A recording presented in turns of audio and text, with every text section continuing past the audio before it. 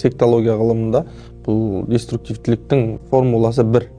Оған тек жаңағы әртүрлі діндерді әкеп сала берген кезде сол діннің ішінен шыққан секталар болып кете береді да. Деструктивті діни идеологияны насихаттаушы тұлғалар бар ғой, жаңағы деструктивті көзқарас иелері деп те атасақ болады. Сол кісілердің уағыздарында негізінде түбіне келген кезде олар өздерін басшылық орынға қояды да, өздерінің тыңдаушыларды өзіне бағынышты орынға қояды. Және бұлар команда, яғни пәрмен беру арқылы жұмыс еткісі келеді. Ал бұлардың пәрмені екі түрлі ғана болады. Мына жердің барлығы адасқан, мына жерлердің бәрі дұрыс емес.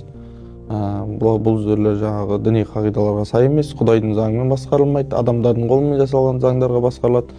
Бұл жерді тастап кет дейді. Бұл бірінші пәрмен. Екінші жол, ол ешқайда кетудің қажеті жоқ. Айналамыздың бәрі адасқан, иә. Бірақ оларды біз құтқаруымыз керек. Бұл біздің Құдай бізді жерге жібергендегі үлкен миссиямыз деп қарайтын азаматтар.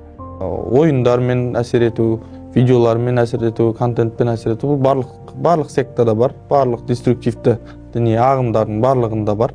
Бұл механизм. Өздеріне адамдарды тарту механизмі.